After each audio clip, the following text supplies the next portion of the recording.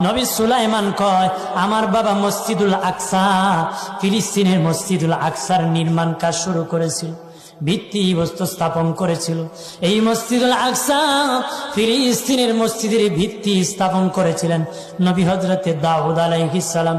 সুলাইমান নবী বলেন আমার বাবা পারে নাই কমপ্লিট করতে, আমি আমার বাবার অসম্পূর্ণ কাজটা সম্পূর্ণ করব, কারণ আমার আল্লাহ জিন জাতিকে আমি সুলাইমানের আন্ডারে দিয়েছে।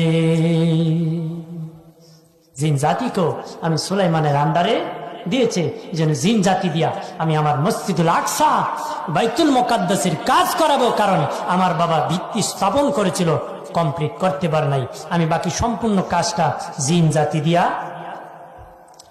নবী সুলাইমান জিন জাতিকে ডেকে বললেন, জিন জাতি, দুনিয়ার মাটির নিচে স্বর্ণ কোথায় আছে রে? হীরা মণি মুক্তা রূপা কোথায় আছে? তাড়াতাড়ি করে আন, স্বর্ণ আর রূপা গালাইয়া ঈদ বানাবো রে, আর ঈদ দিয়া আমি মসজিদুল আকসার নির্মাণ করব রে। জিন জাতি সুলাইমান নবীর আন্ডারে, সুলাইমান নবীর কাছে কঞ্চা আছে, বেত আছে, আন্টি আল্লাহ দিয়েছিল, সব আন্ডারে চলে এসো। জিন জাতীয় নবী সুলাইমানকে ভয় পেত, অর্ডার করার সাথে সাথে তারা জমিনের নিচে স্বর্ণ রূপাগুলো বাহির করে আনা শুরু করলো।